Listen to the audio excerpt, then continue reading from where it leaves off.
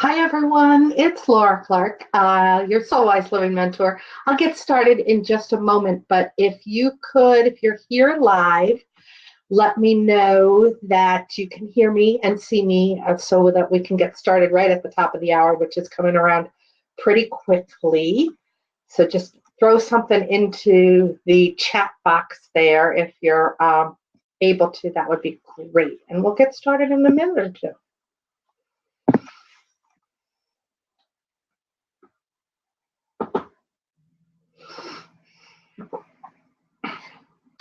I see some familiar faces already. Hi, Matt. How are you? Glad to have you here. Hi, Dahaina. How are you? Glad to have you here. I see some other familiar faces in there. I'm so excited to have people I know and a lot of new people coming in today to share some sacred space and time together so that we can create confidence and courage as we step along this path we call life, right? Hi, Cindy. Welcome, welcome, welcome. I'm glad everybody can hear. Technology seems to be on our side, which is always my number one fear, if you will, that something will go kind of wonky with technology and then everything has to backpedal, right? Hi, Heather. Welcome, welcome, welcome. It is a beautiful afternoon here in New England after a major storm yesterday. So we won't have the risk of power going out. We do have the risk of having some caretakers come and do some work on one of our sidings. I'm not sure what they said. They were going to show up at 4, but you never know what will happen when you're live. So we'll see about that. But welcome, welcome, welcome, everybody. I'm really excited to share some space and time with you to talk with you about how to overcome self-doubt, discover clarity, and gain more courage.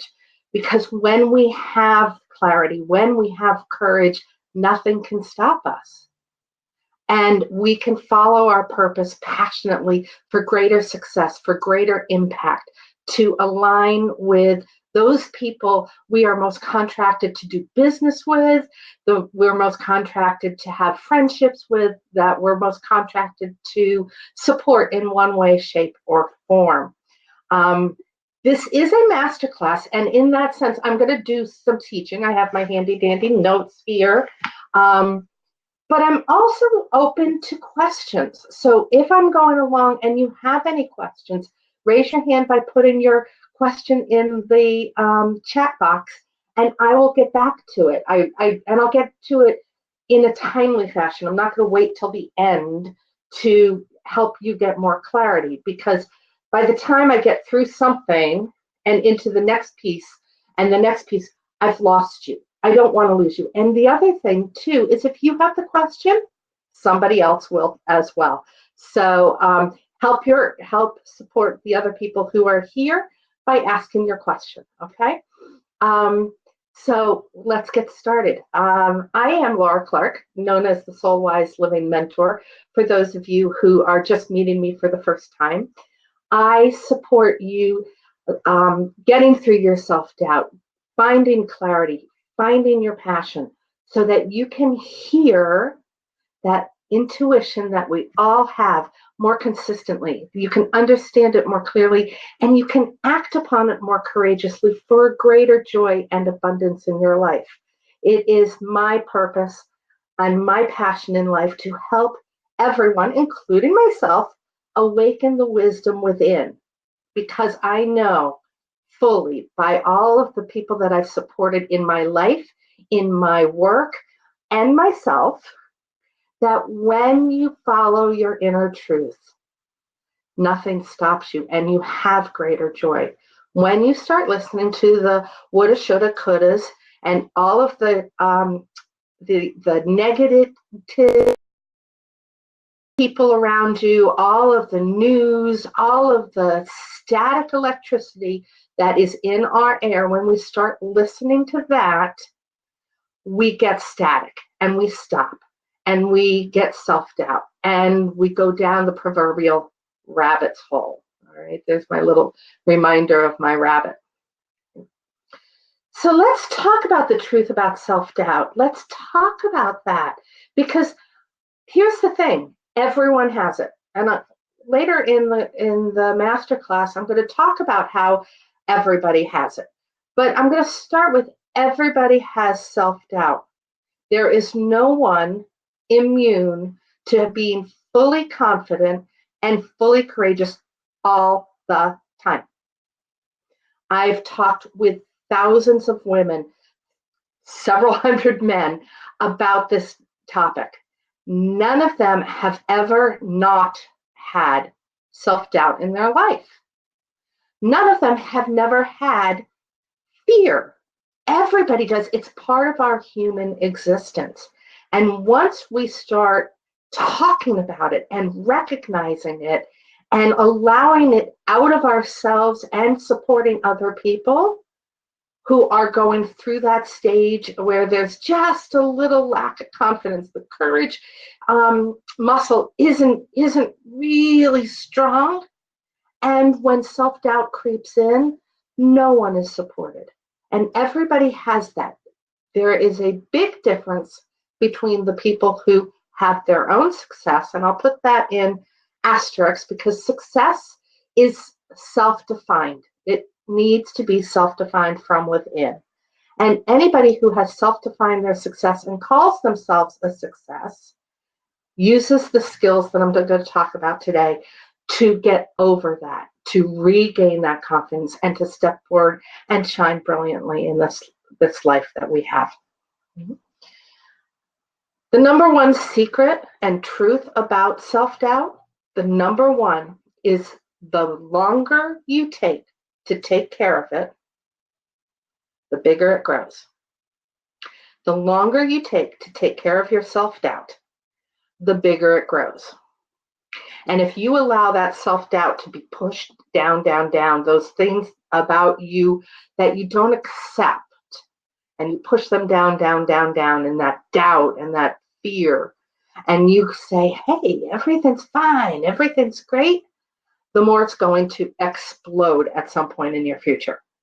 I've worked with hundreds of women who come to me at that point of, I knew this about myself, and I've known about it for so long, but I haven't taken care of it. And so I keep going around the hamster wheel with it. And the more I do, the more it becomes me, and the less confident I am, the less courageous and the less successful I am.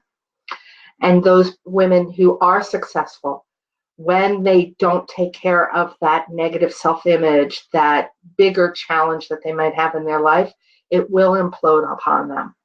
So when you can look at your confidence meter, wherever it is on any given day, and allow it to raise up, allow it to become just a little bit stronger, that courage muscle, that's when you become more successful and you grow. So let me ask you some questions. And I want you to do this. I'm going to ask you a series of questions, and I want you to start bobbing your head. So I'm going to ask a question. If it's yes, just drop your head down. If it's yes, drop your head up. If it's yes, drop your head down. If it's yes, drop your head up. Okay? Have you ever said to yourself, I'm not good enough? Have you ever said to yourself, I'm not strong enough? Have you ever said to yourself, I don't know? Have you ever said to yourself, I don't have the skills? Have you ever said to yourself, I'm afraid of being judged? Have you ever said to yourself, I'm scared of what others will say? Have you ever said to yourself, I'm afraid somebody's going to find out I'm wrong? Have you ever said to yourself, I'm afraid somebody's going to find out I'm a fraud? Have you ever second-guessed a decision you've made?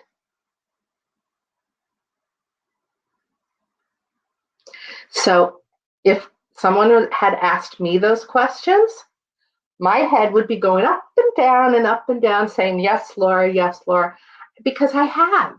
Heather saying yes to some of those answers. Yes, that's self-doubt.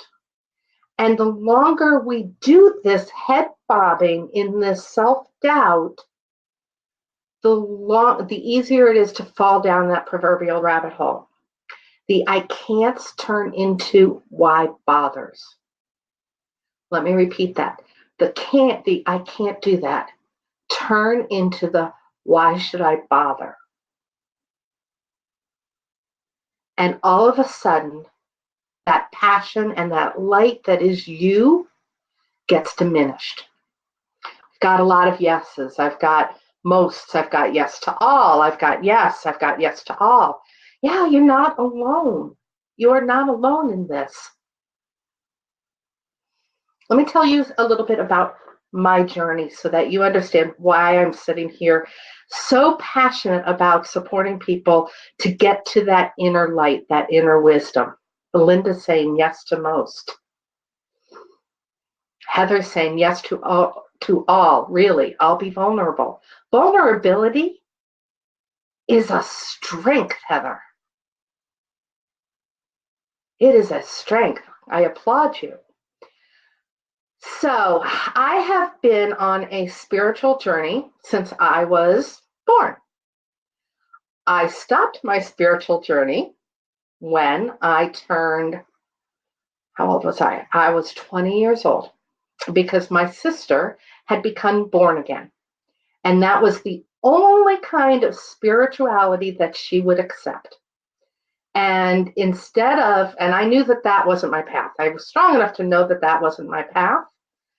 And instead of trying to forge my own path, because I would get resistance from my sister, my older sister, my precious older sister, who I just wanted her to be proud of me, love me. I wanted to please her. Instead of trying to forge my own path, I just stopped because it was easier than trying to butt up against her most passionate born again Christianity. And it's for her, it works. And for her, it's great.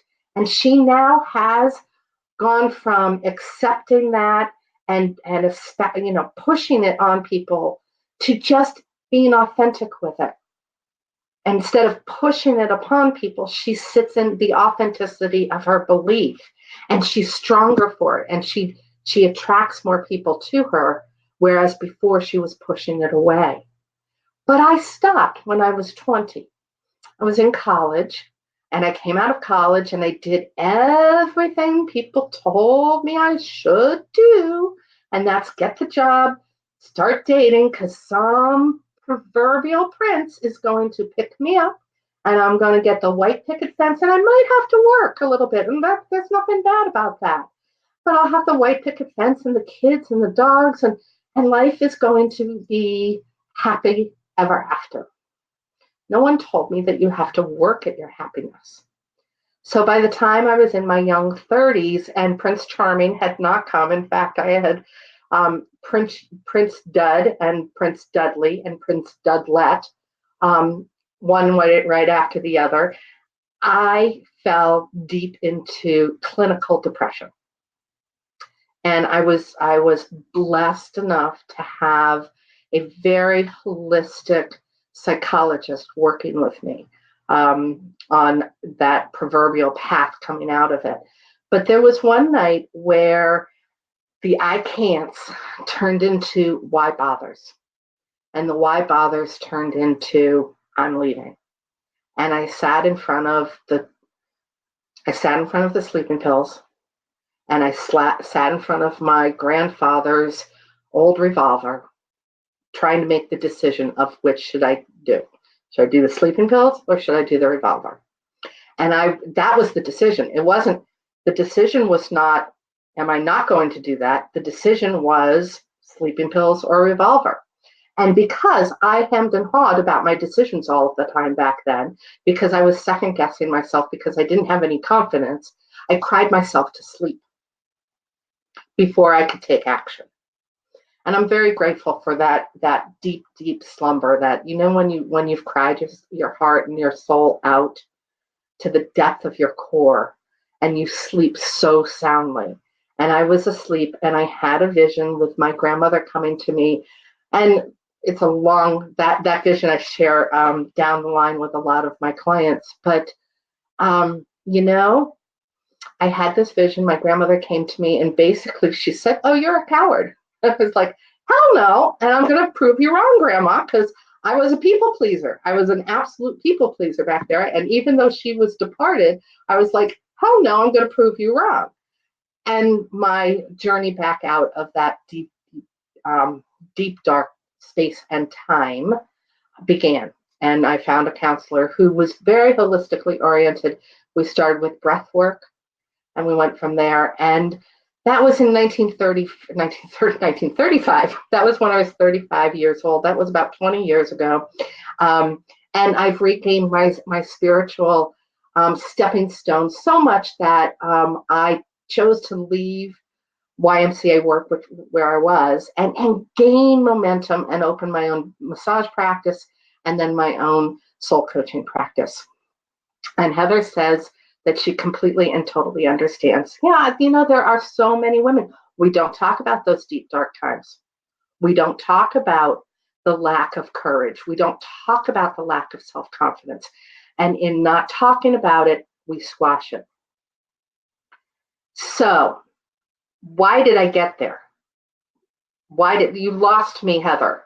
You lost the technology, or did you lose my frame of talking? So in that deep, dark, dismal space, we can climb out.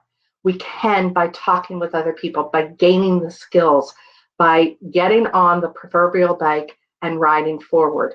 So what is your head saying about you? Because I got to that deep, dark space. My clients have gotten to that deep, dark space.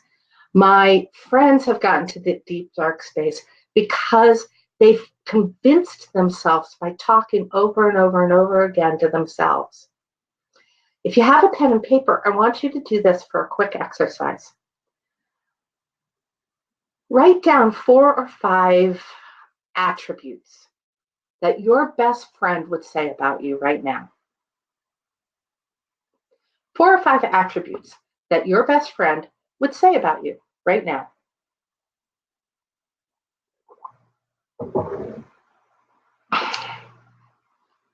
I'm glad you're back, Heather.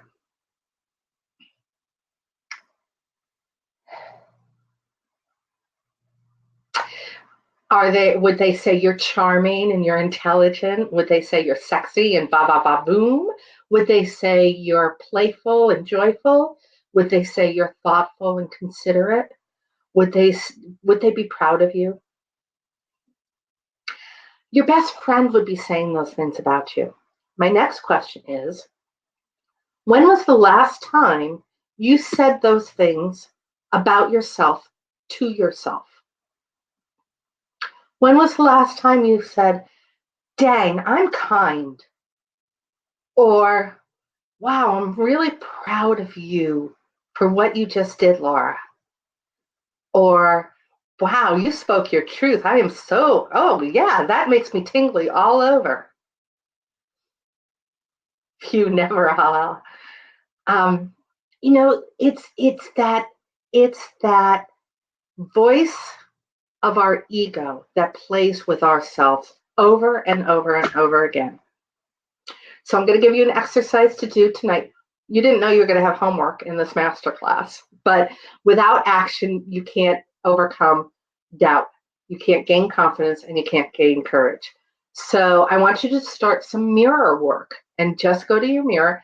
Doesn't take any extra time. You're brushing your teeth, you're taking your makeup off. Stop, look in the mirror, look straight into the mirror, into your heart, into your soul, and tell yourself you love you. I love you, Cindy. I love you, Mal. I love you, Heather. I love you. I love you, Jeannie. I love you, Laura.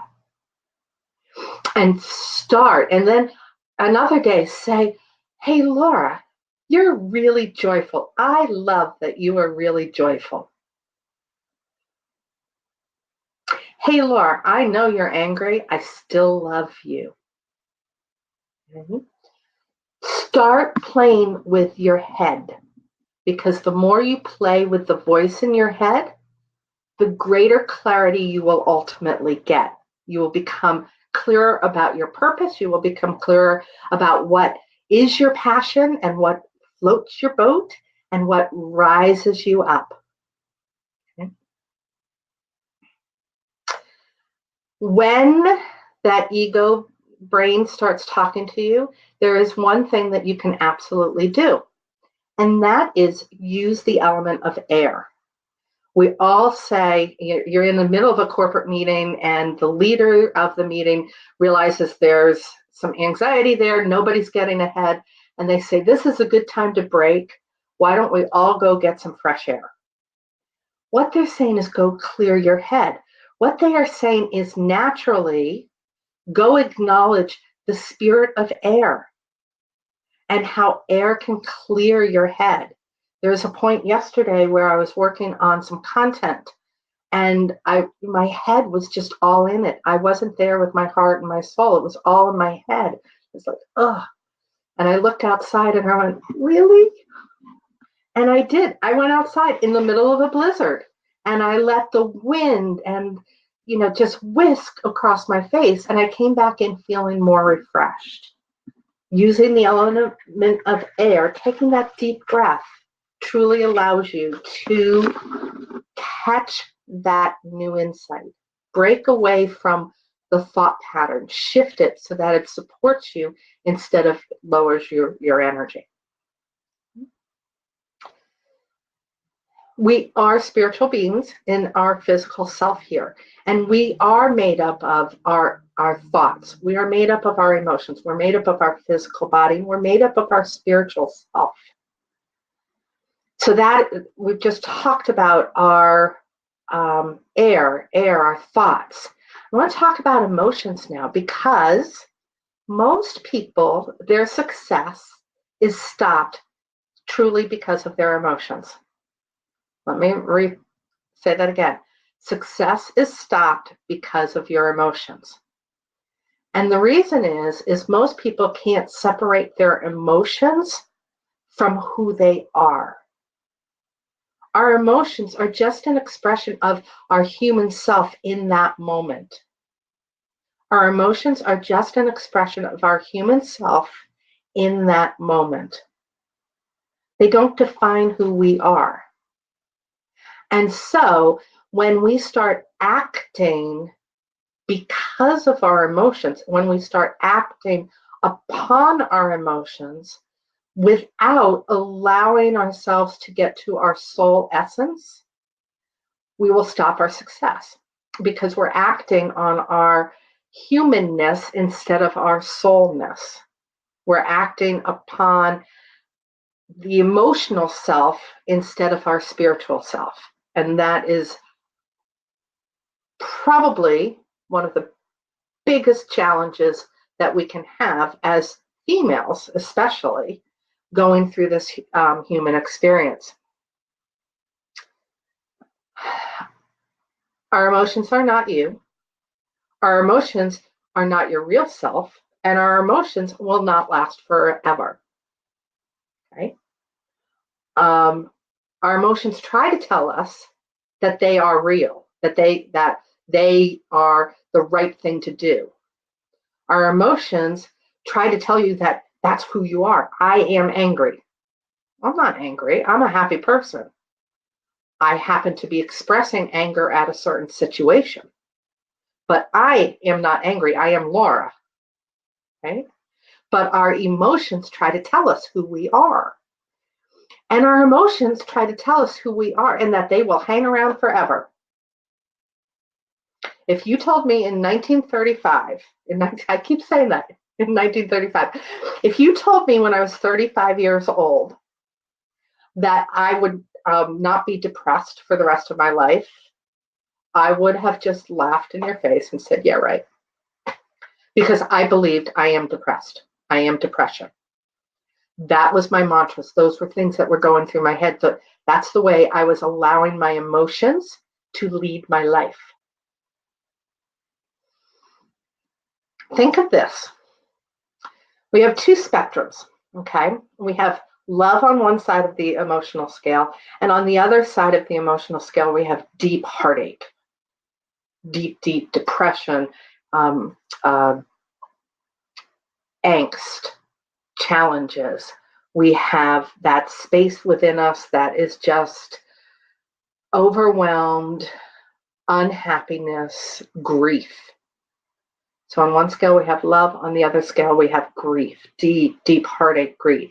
Love, love, love, love. Those are fantasies. So the wedding fantasy, right, is we create weddings out of love. And we want to express love. And the fantasy is that moment, that wedding moment, that day, those feelings are going to last forever. That joy, that wonder, that awe-inspired gathering of everybody you love, and there's going to be no drama on a wedding day, is going to last forever. The thread of love between everybody will last forever. But there's going to be highs and lows in any marriage. There's going to be highs and lows in any family gathering. There are highs and lows. And when we don't acknowledge that, we are living in a land of make-believe. On the other side of the coin, we have the funeral fantasy. You lose a loved one and your heart aches, and then you go into deep grief. I'm working with a client right now who is deep in grief for the loss of her mother, and there was a huge entanglement in her life with her mother, and it's coming up and showing up in all places in her life right now. And it's really hard because she's leading all of her choices and her decisions because of that deep grief for her mother, thinking it's never going to pass. But the truth is that grief is there and it softens with time. And when we allow it to soften, when we allow it to release, when we don't feel guilty about releasing it, it softens. And then we have different emotions come back into our lives.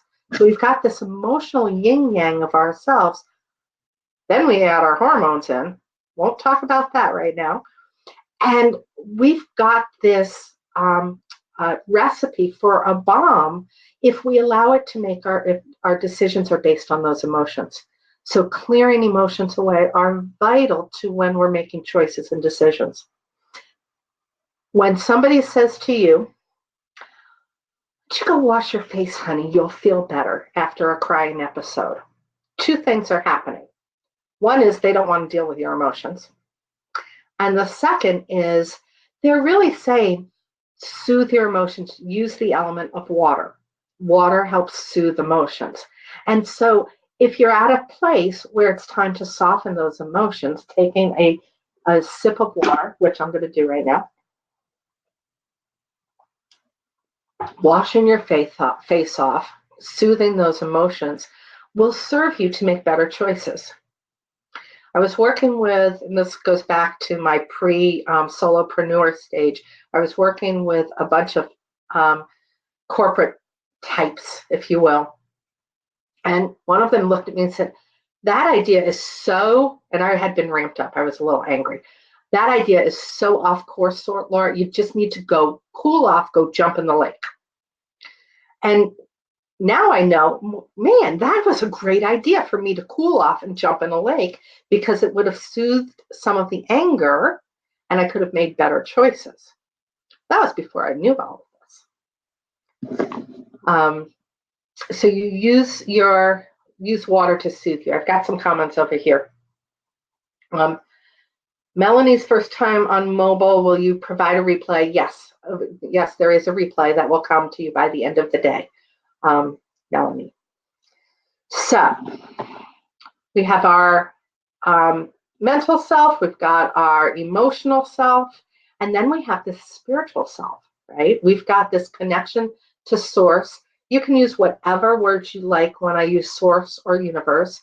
If you are God, Allah, source, spirit, universe, whatever words, interchange them, because this information works across all platforms of religion and living. Okay? It works across all platforms. It doesn't go against any religion. It doesn't go against any platforms. It actually will enhance those for you. So, our spiritual self is that connection to source. And when we are vibrating, when our energy is in alignment with our soul and in alignment with spirits, we vibrate love, we vibrate joy, we vibrate at a really high kinetic energy force. When we're not vibrant as much. Our life force energy is low. And in order to make those soul choices in our life, those connections that are based on our truth and living our truth, we have to keep that vibration high. We have to keep that connection to source so that we're making our choices and our decisions in alignment with who we are, with our purpose, with our passion. And the best way that I know how to make that connection is to engage with the element of fire. So if you're a religious person and you go to church, there are candles. And that is a symbol of connecting to source. They won't use those words, but that's what they're doing. They're trying to get you to leave your brain, soothe your emotions, and step into a spiritual state by embracing the candle and the fire. Native Americans used fire all the time. They used it in smudging. The smoke was a way of connecting to source. They used it with fires. When you have the high school team is doing a pep rally, they have a bonfire.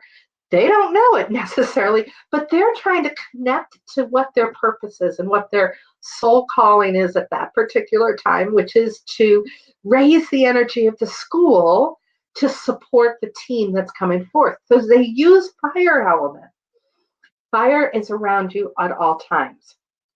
On a sunny, brilliant day where the sun is shining down on the snow that had just fallen, in a light, in a candle, in the height of the trees that are going up to the sky, just by looking at a tree and taking your eyes from its roots all the way up to the sky, you're following that line of source, that line of fire, that line that connects you to your higher purpose, your higher being.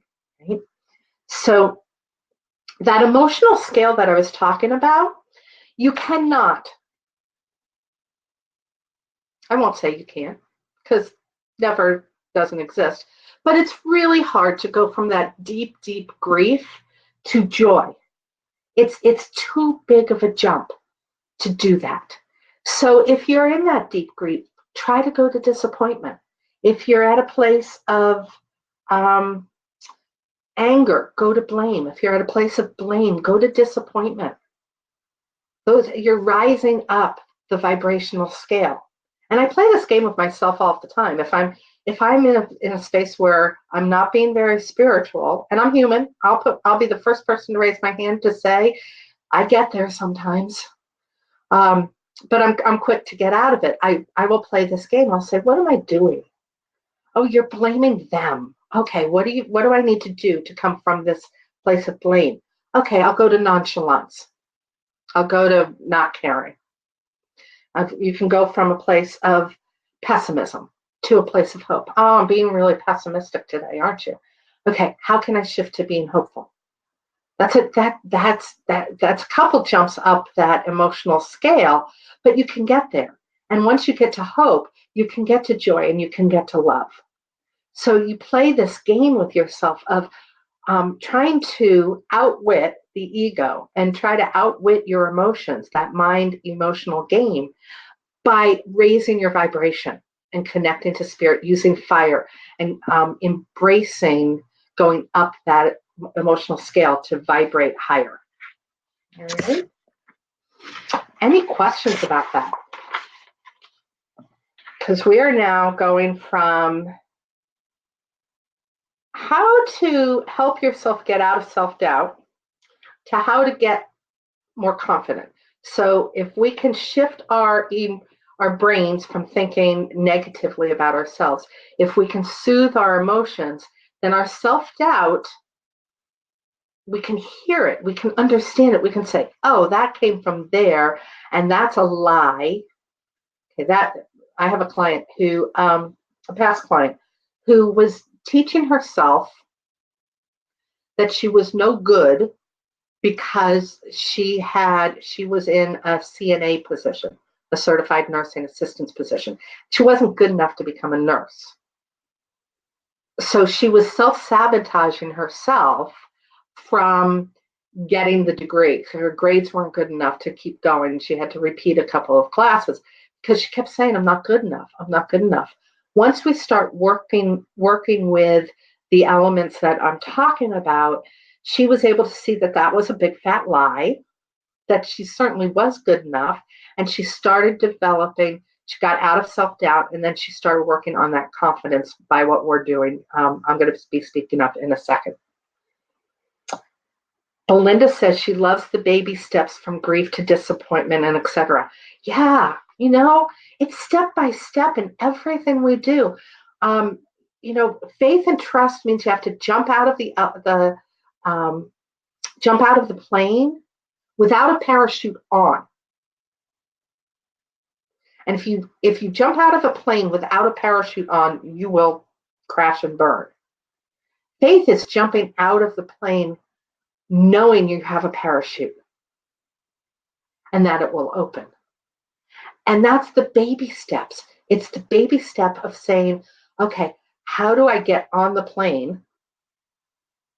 How do I then get the faith that I'm wearing my parachute? Okay, I'm wearing my parachute. And then how do I have the courage to jump out? You just can't go do it. You have to take those baby steps.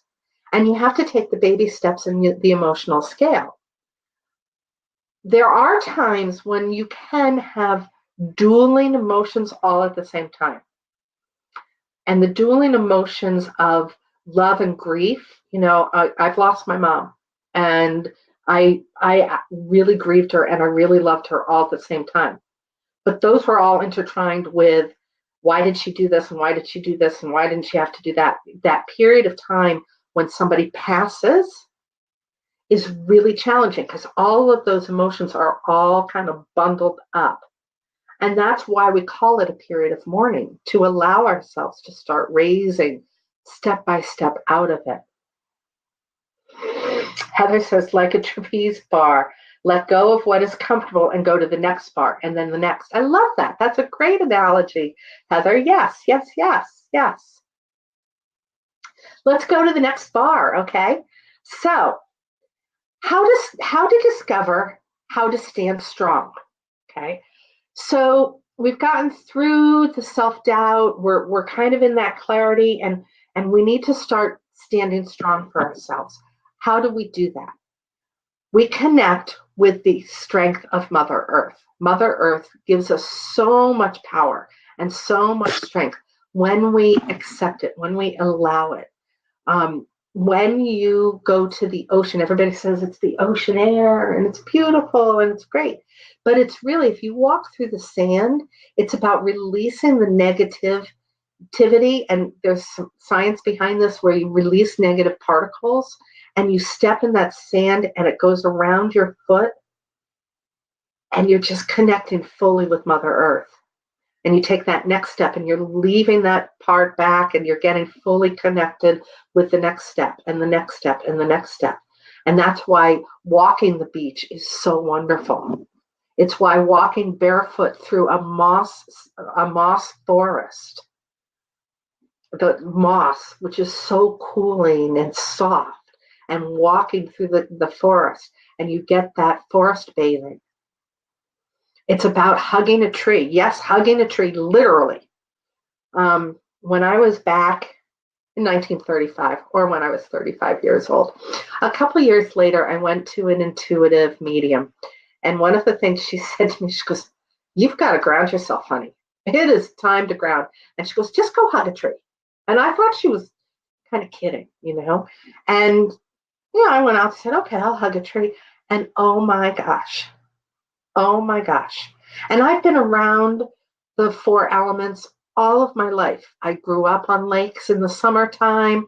I was around ponds in the fall. We were big into winter activities.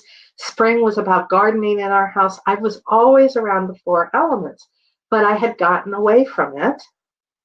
And I went out and I hugged a tree. And I just went, oh my gosh. I am known when I am privately coaching, if somebody is at their house, I am known to say, go outside, walk in bare feet, and come back. I'll be here in 5 minutes. Because they're not grounded, because they're not standing strong in their own inner truth. And in working with them, I need to get to that inner truth. So I give them that space to go do that so that when they come back, we can get further along. If you're not grounded to stand in your strength, then you're not going to have that clarity. You're going to be wobbly. And think of that little pine that's just beginning to grow. Doesn't have as much strength to give you as that big, strong pine. And that's the same with us. We're starting something new. We're that wobbly pine. We don't quite have the strength as when we've done it over and over again, and we're really confident. We're that tall, strong pine. So use Mother Earth to stand in your strength. Mackenzie is saying that gardening is awesome for connecting with Mother Earth. And Belinda says it's literally grounding. Yeah, Mackenzie, last spring, we had a late spring, which it looks like we're going to have again. And I was just fully antsy to get my hands into the soil. So, and I didn't have an intention to do it last year because I usually do it on a bi-yearly approach. But I took all of my indoor plants on a beautiful Saturday and I put them out on my porch and I repotted every single one of them because I needed the gift that they gave me. They didn't need to be nurtured because they weren't ready to be fully repotted, but I needed the gift of being grounded and getting my hands back in the soil. Yes, yes, yes.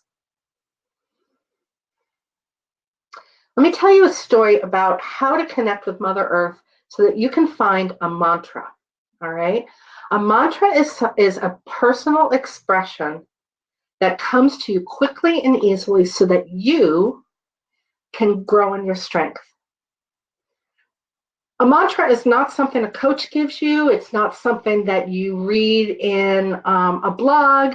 There'll be mantras, but you need to tweak them for yourself.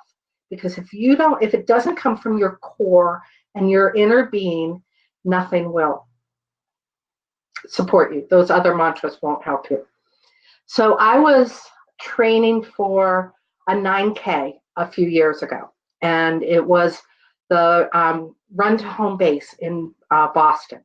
And I had just come off of ankle surgeries the year before, and I needed something to inspire me to get into better shape and to allow my ankles to begin to support me with their strength. So I looked at this and I saw it one year and I said, I can't do that this year because I truly wasn't in shape enough to run it yet, but I could do it the next year. And the run to home base, so it served a lot of support for me. The finishing line was home plate Fenway Park. I love, love, love the Red Sox. Sorry if you're a Yankee fan, but I love the Red Sox. We can still be friends. It supports veterans with PTSD, and I had worked at one point in my life at the Rhode Island Veterans Home, and love, love, love my veterans. I understand fully what PTSD does for people from some personal relationships. So there were lots of passions on that. And I was out for a jog, getting prepared a couple of weeks beforehand, and I fell down and I twisted my ankle. It was one of those things where my ankle loves to just give out on itself, and I'm running one moment and then I'm flat on my face the next moment. And I was like, why me? Why me? Woe is me, why me? I was crying, I was hurt. And it's like, why is this happening to me? And then all of a sudden, I felt the ground. And I felt the ground underneath me. And I felt Mother Earth's strength. And no, I can't do it. I just can't do it. The Boston bombing had happened 2 days before. It's like, I can't run through the streets of Boston. I don't even know if they're going to have the race. My ankle, and why me? And the Mother Earth was holding me strongly while I was prone on face to face with her. Okay, fine. And I heard these words come to me quickly. And they were like, I am safe. I am safe. I am safe. And then I felt something in my bra, and it was a piece of paper that had the list of names of people who had donated to the cause. And I always ran with that close to my heart. Like, oh yeah, they're supporting me. They're supporting me. I'm safe, I'm supported. I got up, I brushed myself off, I started limping back to the house. I'm safe, I'm supported, I'm strong. I'm safe, I'm supported, I'm strong. And I picked up my pace. Now my ankle's not bugging me a little bit. I'm safe, I'm supported, I'm strong. I'm successful, I'm successful, I'm safe, I'm supported, I'm strong, I'm successful. I'm safe, I'm supported, I'm strong, I'm successful, I'm spirit. And I kept running. And my average run was like 6 miles. And I was out like 3 miles when this happened. I came back to the house. I passed my driveway. I kept going. And then I realized I had run 10 miles total. Because I kept saying, I am safe, I am supported, I am strong, I am successful, I am spirit. And that mantra that was gifted to me 4 years ago, stays with me every single time I hit a snag in anything I do. It just comes to me. It's my mantra. You may play with it if you'd like, if it supports you. But find a mantra that is you. Who are you at the core? At the core, I am safe because I am connected to spirit. At the core, I'm supported because spirit is always there. At the core, I am successful because I have talents. At the core, I am strong. At the core, I am spirit. So it works for me. And Mother Earth gave that to me. So go out, connect with Mother Earth, and find a mantra that supports you. All right. Heather is saying you've learned that many multimillionaires step on rocks as soon as they get out of bed to keep them grounded and connected to Earth. Interesting. Heather, I was at a retreat on Martha's Vineyard in December, and it was a business retreat where it was just a solo retreat myself. And in the bathroom, the floor was solid rocks. And it was so interesting that you say that, because I would get up and I'd go into the bathroom and my feet would already be on the rocks. I had never heard that about multimillionaires, though. Very interesting. So Mackenzie, try it, because I'll tell you, that shower, there were other things about this house that were so amazing, but that shower was like, oh my gosh, it was just so awesome. Okay. Judith is saying, when you mentioned Mother Earth mantra, which is given easily, and one came to me, I for a quick second was aware of the scent of patchouli or incense, neither present in your house. So Judith, I would ask you to go further with that. And what do patchouli, what does that is, and let's try this again. What does the aroma of patchouli offer you? How does it make you feel? And go with that. Yes, my whole family has little rocks we step on each morning. Awesome, awesome, awesome. All right, so Mother Earth gives us many things. Let's talk about making room for courage, making room for clarity, making room for greater confidence. And that is about creating energy. We've done some work inside. We're going to create energy around you now. So we've worked on our mind. We've worked a little on our emotions. We've worked on connecting to source and spirit. We've worked on grounding and connecting with Mother Earth for strength. That's energy within. Let's talk about the energy around you. So we're living in a precarious time. We're living in a time when the politics of the United States is affecting a lot of people. We're living at a time when we have at any turn, somebody is being gifted a health crisis. Right? They're going to have to learn through a health crisis. We're at a time when children are being killed in schools. The energy around us is chaotic. What can you do about that for yourself so that you can stay in a space where you can help support other people, where you can send your love and light out in a way that is going to raise the vibration of everyone? And that's making sure that any of the energy around you when you need it is uplifting. So keeping things clutter cleared, making sure that you have tools that can quickly shift your energy. So I have my chimes. If my energy is around me, if I've read something or I get an email from somebody that, I will shift the energy around me to support me. I will use sound. I will use fresh air. I will clutter clear. I will turn off the news that doesn't support me. I will turn off the people. I'll turn them off. They can go live their truth somewhere else. But I won't attract those people to me. I only allow my vibration to attract to me people who are going to support me, honor me, and love me.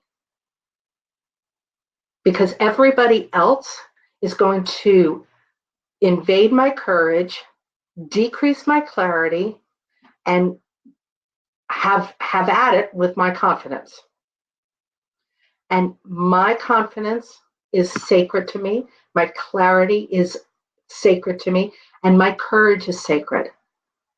And without those three things, I am not living my purpose, and I am not supporting those people who I am aligned in this day-to-day life to support. So I turn off the people who don't support my self-confidence, who don't support my clarity, and who don't support my courage. And sometimes I turn them off forever, and sometimes I turn them off for a short period of time. So making sure that you create your inner vessel to attract the energy around you that you want is critical. Creating the energy around you by keeping things clean, by keeping things clear, by shifting your energy, by using crystals, by using gemstones, by using feng shui, will absolutely support raising your vibration so that you can draw in success to you. I'm getting a lot of yeses from Heather. Thank you. I'm glad that's resonating with you. So make sure that you are energy upping your life. So one of my mentors speaks about love it. And when she's talking about clutter clearing, she talks about love it, use it, or lose it. And I kind of use that with everything, not just clutter. I use it with people. I use it with projects. I'm either going to love it, I'm going to use it, or I'm going to lose it. So Elise is asking, how do you turn them off when the situation is constant? For example, her husband is stuck in Jamaica awaiting immigration, and you're here as a single mom with a 2-year-old. Sure, that's a challenging situation, right? So I'm need a little clarity, Elise, around how do you turn who off? You say them off. Is it immigration? Everyone is constantly talking about it. Change the subject. Change the subject. Talk about that beautiful 2-year-old. Talk about your passion, what you want to do when your husband gets here. Act as if he's already here. Right? Create the vision that he is already here and act as if, and look at that vision and live that vision. Live that feeling now so that when he gets here, it is. So you look at all those people that are constantly talking about it, that brings you down, right? Ask them about themselves. Shift the conversation to their life, their family, what's going on with them. Shift the conversation, because in some small way, they are trying to support you, right? If you want to talk about it, that's great. You can also do a really courageous thing and say to them, when we constantly talk about my husband being held in immigration, you are draining my energy, and my energy right now needs to fly and needs to soar. So let's talk about things that will allow my energy to fly and to soar, because that's how you can support me. When I need to talk about my husband being in immigration, and there will be times when I need to talk about that, I will call upon you. So you can do the courageous thing and ask for what you need in those conversations. And Jeannie is also suggesting you could ask those talking about it to contribute to hope and the next thing. I love that. And Heather is saying, for anyone who watched Grace and Frankie, just dawned on me that people see me as a Gracie, yet I'm totally like a Frankie inside. And you've been in hiding. Not good on my part. Lack of courage and self-truth.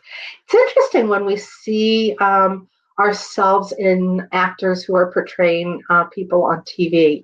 And Heather, people see you completely differently than you see yourself. People see me as this outgoing, vivacious, gregarious woman. And truth be told, I'm an introvert. I am a true introvert.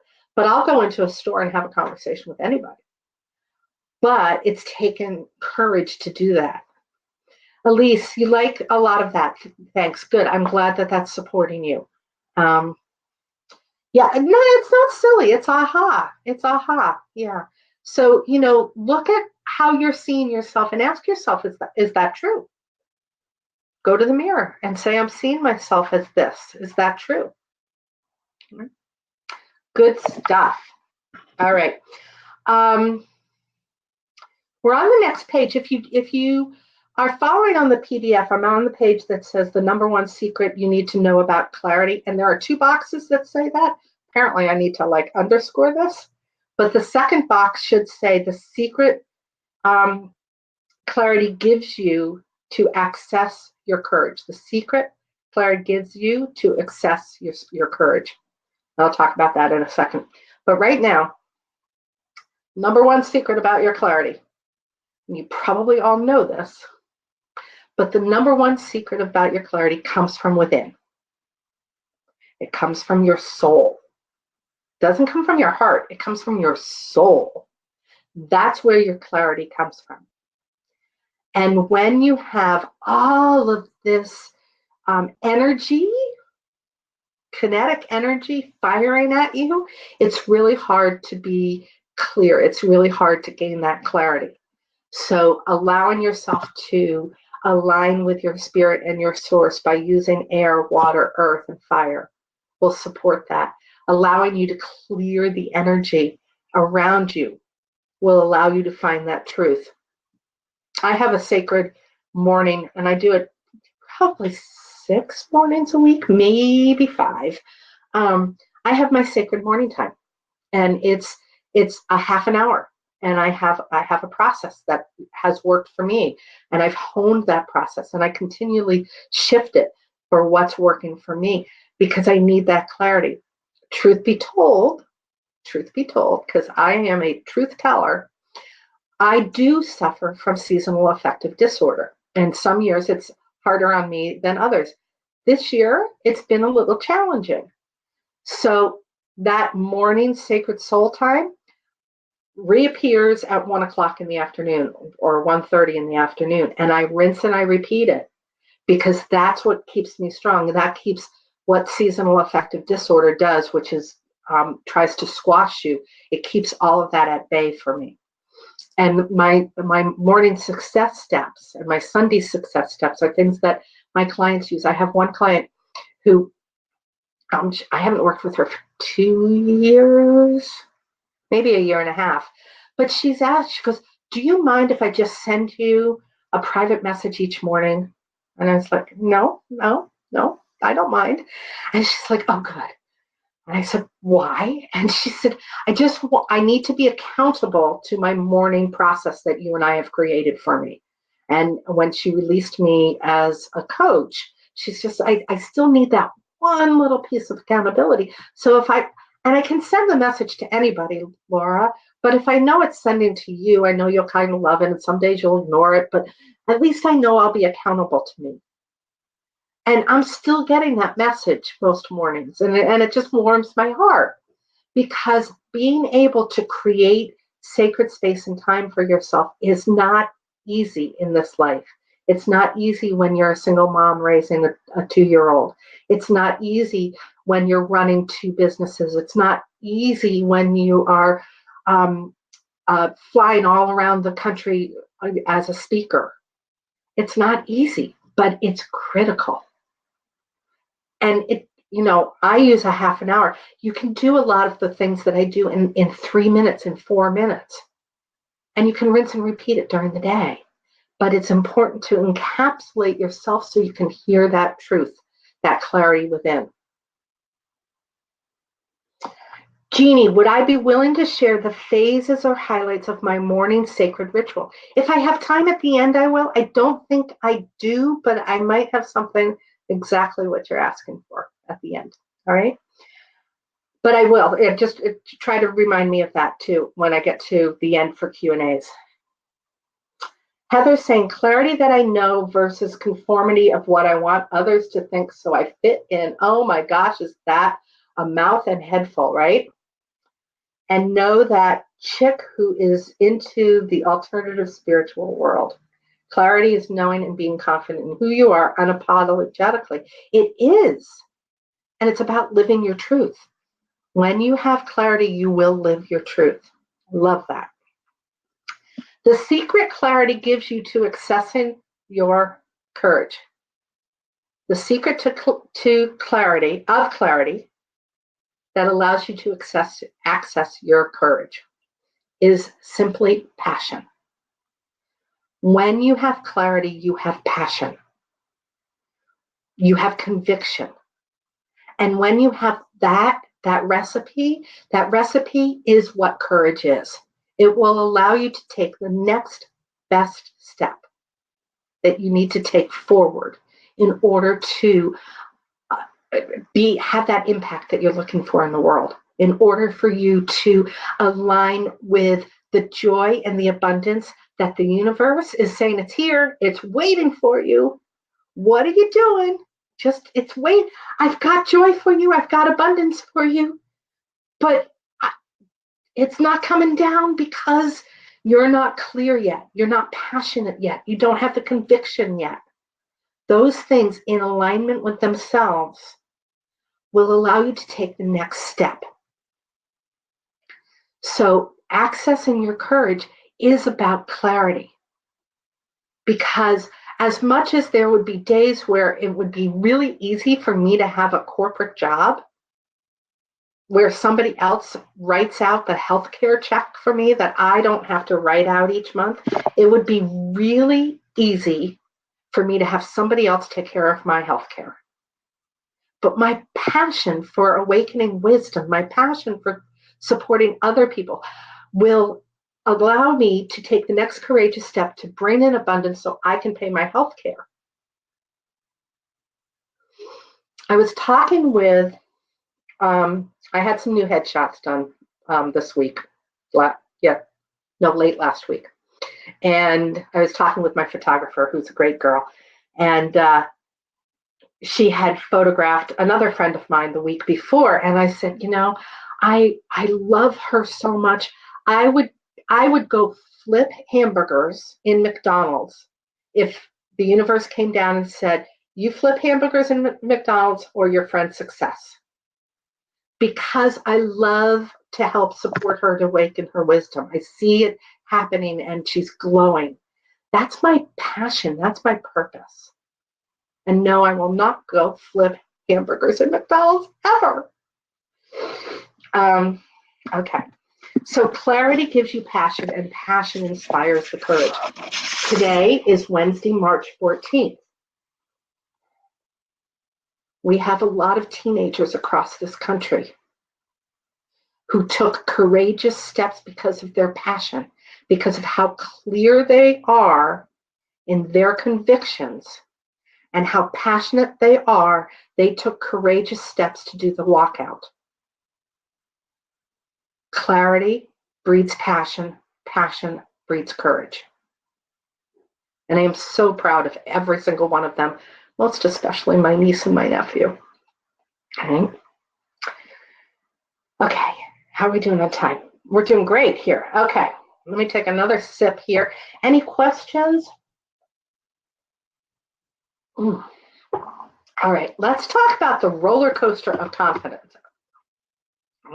Because we got to a point where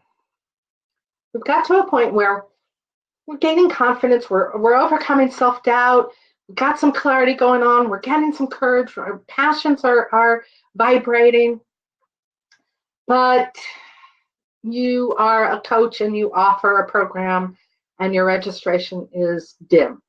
You are the parent of 3 elementary school kids, and they come into the house and they all give you those pieces of paper of things that were supposed to happen yesterday or tomorrow, and everything's falling on that kitchen table from their notebooks and their backpacks. You go and you interview for a job or a speaking gig. You apply for a speaking gig and you don't get it. We have a roller coaster of self-confidence. Okay? The thing about it is, what we know is that there will be a roller coaster. When you know that self-confidence will ebb and flow in life, you know to recognize it. You can say, oh, that's just my ego talking to me. That's just my emotions getting the better of me. That's the roller coaster. I'm on the bottom of the roller coaster now, or I'm going down. I hate roller coasters. I'm going down the roller coaster and it's really scary. But I know I'm going to be coming up again.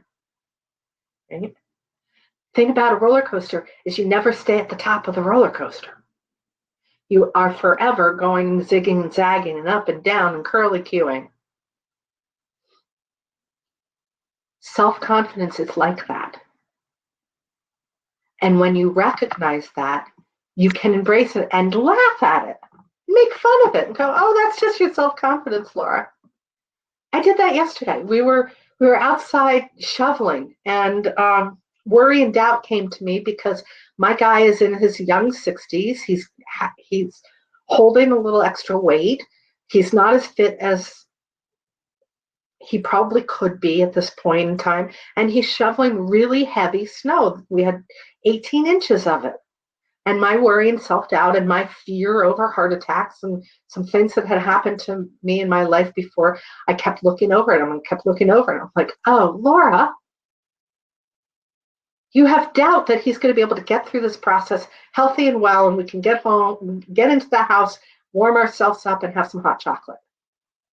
Oh, warm ourselves up, have some hot chocolate. I started visioning that, and I would look over at him and I would send him love as he was clearing off his car. I was clearing off my car. And all of a sudden our vibrations were up, and all of a sudden I threw him a snowball and we had a snowball fight, right? Or I could have stayed in that self-doubt and lack of confidence in the situation. Which way would you rather play? But I recognized it. And I was able to stop it because of the tools that I've cultivated over my time. And the truth is, everyone has this roller coaster. And the bigger truth is that the greater the risk that you are taking, the bigger the roller coaster you are on. The greater the risk you are taking, the bigger the roller coaster you are on, and the more self-doubt can creep in. And that's why it's so very important, vital, that you maintain your self-doubt during those pesky moments. You maintain your confidence during those pesky moments of self-doubt. You maintain clarity. You understand your purpose when those pesky moments come in. My purpose last night was to clear off the cars and to have hot chocolate. and to have a healthy man come into the house, right? So that was my purpose, but it was a pesky moment of self-doubt where I wasn't focused on the purpose. But I quickly shifted it. And that's what I do with my clients. We find ways where they can remind themselves of quickly shifting things.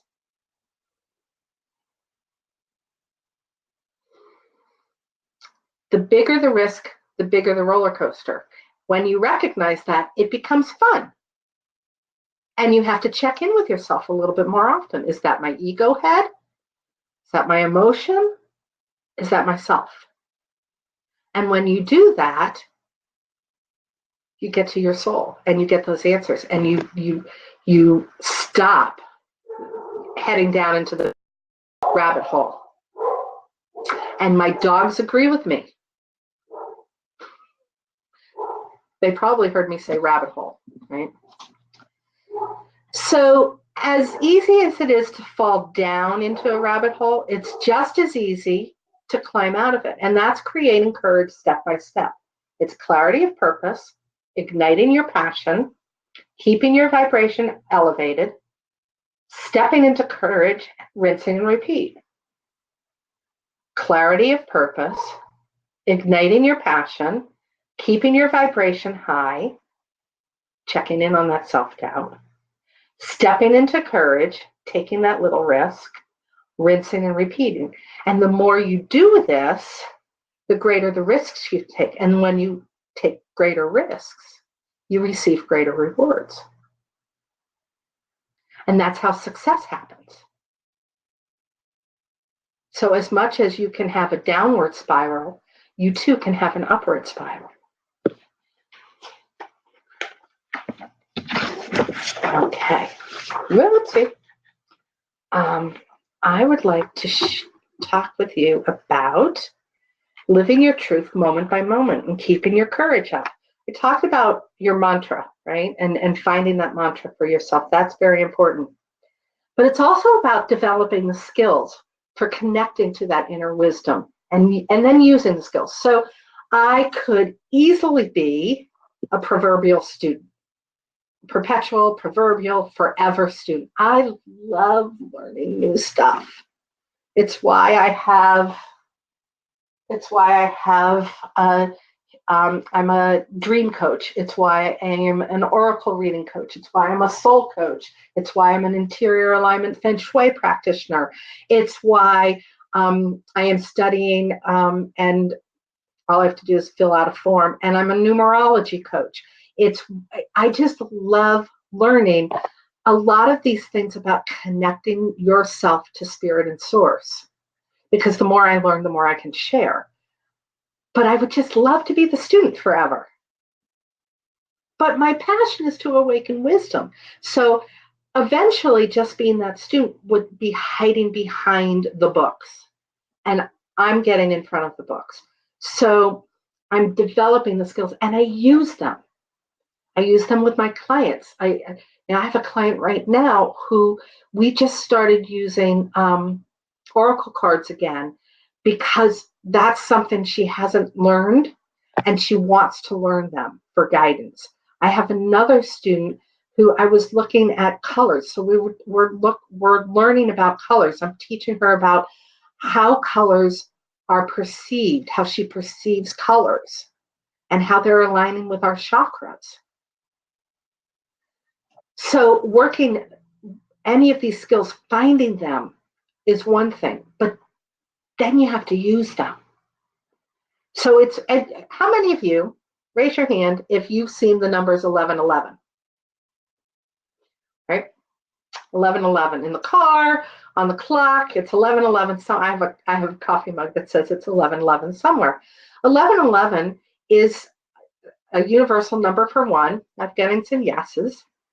It's the universal alignment with spirit and source. And 1111 is the granddaddy of them all. It's 4 in a row.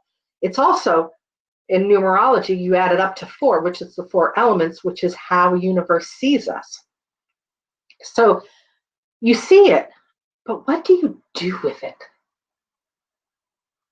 What do you actually do when you see the 1111?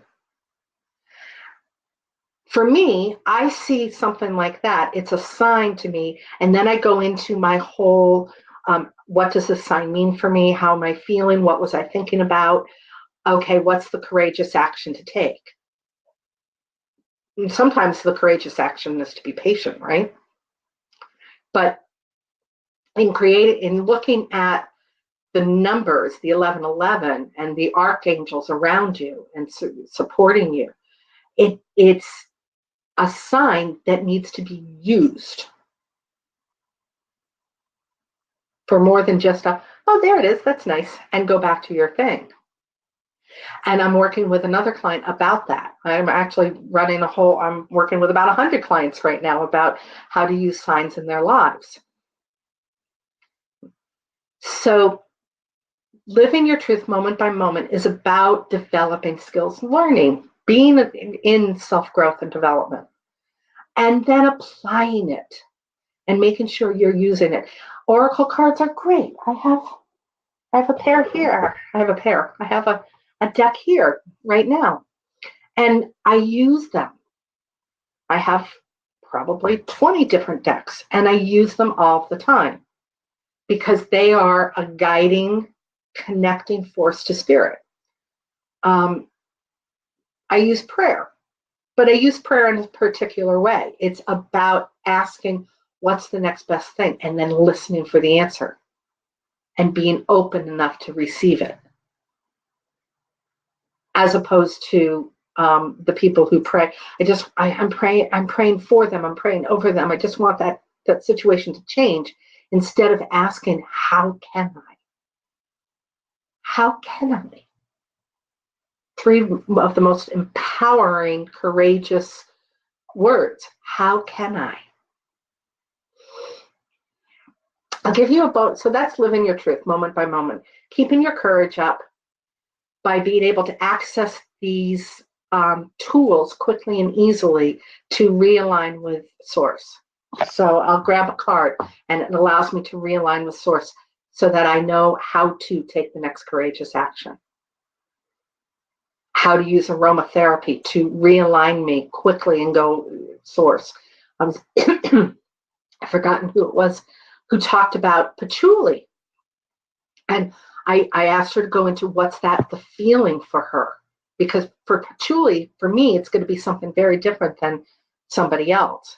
So what's the feeling for her? And if that's what she wants, she should use that. For me, patchouli is not going to resonate because it reminds me of my teenage years, which I don't want to be reminded of most of the time. So it's not an inspiring, empowering essence scent for me, but it might be for somebody else. So learning what those things are and then using them and applying them in your life. And there's a bonus secret for living your truth. And that's, you don't have to do it alone. You don't have to live this truth alone. Gaining self-confidence, gaining clarity, and gaining courage is a supportive activity. As much as you should not be listening to other people, you should be asking for support, because no man is an island. No man is an island. And what I love about where I am in my professional practice is that I'm at a point where I want to share this bigger and better so that everybody else has a greater impact. And so I am going to be, in another week or 10 days, opening up the Living Your Truth Sisterhood. And what that is, it's a sacred space for people to gather, to support one another, to learn about all these tools, to learn about what dreams are, to learn about oracle cards, to learn about aromatherapy, to learn about facial reflexology, which is another thing that I do from my massage practice, is look at a face and I can see challenges in it, and we can work on how to grow from there. And you can look at that in a client and say, oh, there, and things that will support you as a solopreneur, as a creative artist. Okay? Living Your Truth Sisterhood is this sacred space where you can come learn these things, practice them, and ask questions. Say, am I doing this right? I'm not sure I'm doing this right. How can I do this better? How can I do this better? And ask for resources. And it's a place to gather support for somebody who is experiencing that space of deep challenge in their life so that they can remain hopeful. They can trust in the universe and they can have faith that things will fall into place in exactly the alignment that is best for them, their families, their life, their businesses. It's a sacred space where all of this can happen. You can self-grow, you can develop in accordance with some content of the laws of the universe and spirituality. It's a space where you can come together and support one another. It's a space where you can share what you know. So in this space of sisterhood, it becomes an opportunity for you to be a leader, learn how to be a leader, share your knowledge. I go to seminars all the time for that one golden nugget, that I can then share back. How many golden nuggets do you have that you could share back? So the Living Your Truth Sisterhood will be fully open by the end of the month. And I'm really excited about that. Right now, I'm taking a waiting list for the founding members. The other bonus of being a founding member for this is that you will help guide the content. So I'm limiting the membership number so that I can make sure that I'm delivering exactly what people are asking for. And as a founding member, you can guide the content. So if the founding members say, oh, Laura, we really want dreams, that's the content that I'm going to deliver that month. Or the next month they say, oh, wow, we really want this. That'll be the content. You will help guide it. Because all of these spiritual tools, these awakening tools that we have, can be in and of themselves their own master's program, or they can be a little tool that helps, and then another little tool. And then you go deeper into it. And that's what we'll be doing. There'll also be oracle readings once a month for the members of the Living Your Truth Sisterhood. I will be live doing oracle readings to help you gain deeper clarity for things that are going on in your life. There will be question and answer time, and there'll be lots of really cool, neat bonuses. I have some guest speakers in the queue for that, and we're going to grow together to spread more love, to spread more light, to have a greater impact in the world.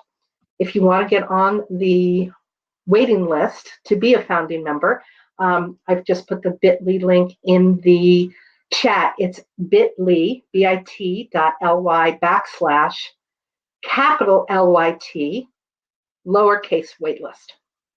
So it's bit.ly capital LYT, Living Your Truth, waitlist, lowercase. I would love to have you on this journey with us. The founding members are going to have an uber low monthly registration rate, membership rate, and that will be less than the cost of a good lunch out. So, and that will be for founding members only. As long as you are a founding member, it stays that rate until you choose not to be a member. So let me wrap it around to the last thing that I have not gotten to, and that is the number one mistake that solopreneurs and creatives make that hinder their success. The number one mistake is when they are doing self-growth and development, they rely on their business coach. Ouch. The number one biggest mistake that solopreneurs and creatives take in hindering their success is they rely on their business coach to be their self-growth and development coach. Any good, solid business coach has done a ton of self-growth and development, and I take nothing away from that. But they are not a master in it.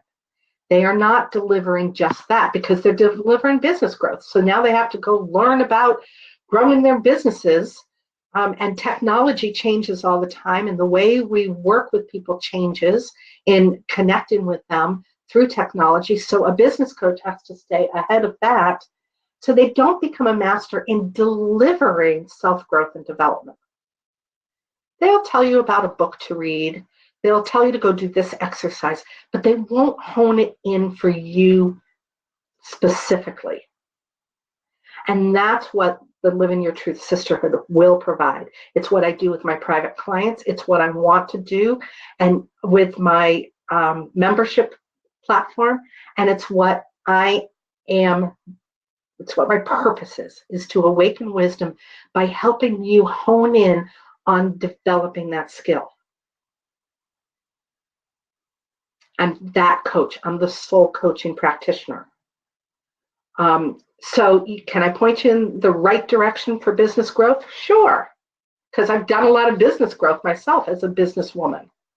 I can point you in the direction, but I can't coach you in business, in business growth and development, nor do I want to. And there's another sign that that is true, because I can't answer that phone right now, because it's not for me. It's not for me. My purpose is to awaken wisdom, and that's where the Living Your Truth Sisterhood will help support other people.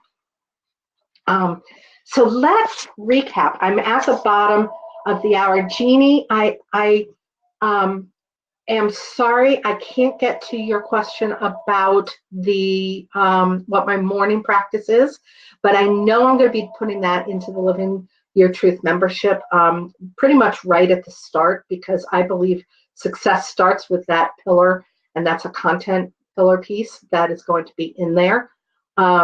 Judith, thank you so much. Any questions? Put them in. I'm just going to recap a little bit to go through what we got. We got the truth about self-doubt is the longer you take to tackle it, the bigger it grows, and everybody has it. The bigger the risk, the bigger the roller coaster. But when you align with air, earth, wind, and fire, using those 4 elements, you can quickly get clear to hear your purpose again and to raise your vibration and raise your passion to gain the confidence that you need to step forward, that step by step by step for courageous action, right? That step by step by step for courageous action comes from the passion. And passion comes from the clarity, and the clarity comes from within. So by stepping forward for greater impact and success, it is about maintaining confidence during those pesky moments of self-doubt. So I hope that this has supported you, that you've gotten many golden ahas and nuggets from it to work with, to go out with, practice with, and see which one works for you better best. Dahanya, I don't know how to pronounce your name, and I am so sorry. The membership fee has not been fully set. I know it's going to be less than $20 a month. Jeannie I appreciate you. Remember, really love the application ideas. Great, doable. Some of them are reminders. Sure, really like them to reducing self-doubt, raising vibration, and taking courageous action. Okay. Dayanya. Yes, Dayanya. All right. So, Elise, you are so welcome for any insight that you got and any tool recommendation that you received. I also have online, I can do this right now. Hold on quickly. I have a Living Your Truth community online. It's a Facebook free group where I do some of this stuff, not all of it, but some of it. And you can easily go there. And that's a free group. I would love to have you there, join lots of other really great people. Barbara says, it's just what I needed. How much time to sign up? Barbara, I believe I will be closing the membership as of April 1st, and I'm probably not going to be opening it until next Tuesday or Wednesday. So there'll be about a 7 or 8 day window in there to sign up. I will be sending out a few reminders to people for that. You can also join the Facebook group. I will be putting it in there as well. Belinda, you are very welcome too. It was my pleasure and my joy to be with one and all of you. And look I'm right at 3:30. How magnificent is that for all of us? All right. Stay in touch. Send me an email. Send me a Facebook message. Let me know if you have any golden ahas, what really supported you with this. And if you have any other question, I am usually around to answer something very quickly for people. And I hope that everybody has a wonderful, wacky, continuing Wednesday. All right. And as I always say to people, keep smiling. Mackenzie, you're welcome. Cindy, you're very welcome. Love having you online. Have a great, great day. Love you all. Keep smiling.